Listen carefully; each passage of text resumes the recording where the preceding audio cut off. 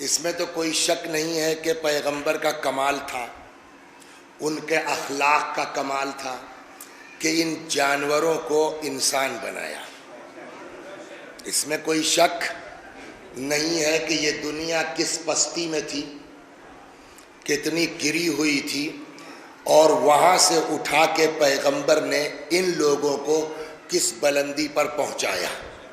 ابھی اس پر بات آ رہی ہے کہ کہاں پہنچے، لیکن وفات پیغمبر کے بعد پھر یہی لوگ واپس پلٹنا شروع ہوئے، اور واپس پلٹتے پلٹتے حالات یہاں تک پہنچے کہ امام حسین علیہ السلام کو 72 افراد کے ساتھ شہید کر دیا گیا، ٹھیک۔ لیکن اس کے بعد بھی اس سماج کا انحطاط کم نہیں ہوا، گرتے گرتے گرتے گرتے اس منزل پر آیا کہ میں ابھی عرض کرتا ہوں کہ امام کے زمانے کے حالات کیا تھے۔ پہلے یہ حالات 15 منٹ میں آپ کو سنا لوں، اس کے بعد میں آتا ہوں کہ امام سجاد کا دور آتے آتے حالات کیا تھے، اور اس ماحول میں میرے مولا نے زندگی کیسے گزاری ہے۔ صلوات بر محمد و آل محمد۔ اس میں ہم بہت وقت نہیں لیں گے، آپ کو سب کو پتا ہے بیٹیوں کو زندہ درگور کر دیا جاتا تھا، معمولی معمولی باتوں پر 40 برس، یہ سنا ہے نہیں سنا ہے، 40 سال معمولی معمولی باتوں پر یہ عرب لڑتے تھے، ان کے ہاں جنگیں ہوتی تھیں۔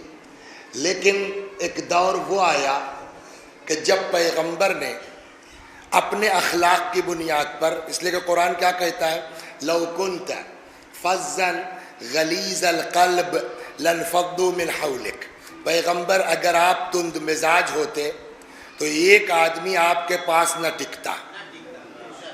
تو یہ ان لوگوں کو جو گرویدہ کیا اپنے کردار کی بنیاد پر، اپنے اخلاق کی بنیاد کے اوپر، یہاں تک کہ ایسا عشق ان کے اندر آیا ہے۔ ایک چھوٹا سا قصہ میں سناتا ہوں آپ کو۔ ایک صحابی ہے پیغمبر کے جن کا نام ہے خباب ابن الارت۔ کیا نام ہے؟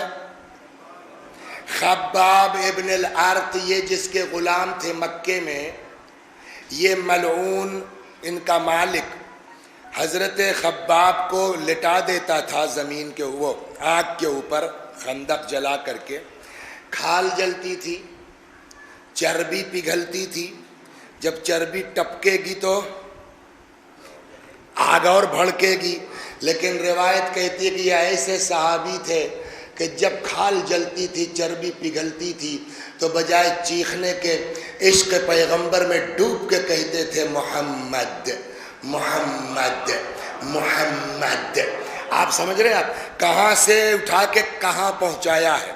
نتیجہ یہ ہوا کہ خود امیر المؤمنین، ایک جملہ میں کہوں اگر میری بات کا غلط مطلب نہ نکالا جائے تو، اس لیے کہ کبھی کبھی یہ ہوتا ہے کہ آدمی کہنا کچھ چاہتا ہے، سننے والا اپنے حساب سے مطلب غلط نکال لیتا ہے، لیکن اگر آپ میری بات کو سمجھنے کی کوشش کریں تو میں یہ جملہ کہوں کہ اہل بیت کی طرح صحابہ کرام بھی بڑے مظلوم ہیں۔ جتنا ظلم ان صحابہ کے ساتھ امت نے کیا ہے آپ سوچ نہیں سکتے۔ سب سے بڑی چیز تو یہی ہے کہ جن کا ذکر ہونا چاہیے ان کو کوئی جانتا نہیں، جیسے یہی خباب ابن الارت، کتنے لوگ جانتے تھے لیکن آج اس صحابی کا کوئی، تو یہ مظلومیت صحابہ کرام کے ساتھ رہی ہے کہ جن کا تذکرہ نہیں ہونا چاہیے ان کو ساری دنیا چلا رہی ہے، اور جن کو یاد کرنا چاہیے ان کا کوئی نام لینے والا نہیں ہے۔ صلوات در محمد۔ بتائیے سلمان کا ذکر کتنا ہوتا ہے؟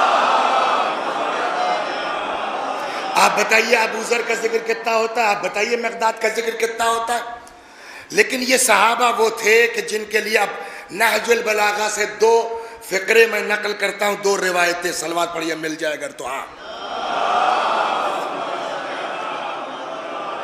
کہ پیغمبر نے ان بدوؤں کو، ان جانوروں کو ایمان کی کس منزل تک پہنچایا۔ نمبر 1 نہج البلاغہ خطبہ نمبر 56، امیر المومنین فرماتے ہیں وَلَقَدْ كُنَّا مع رسول اللہ نقتل آباءنا واخواننا ابناءنا واخواننا واعمامنا.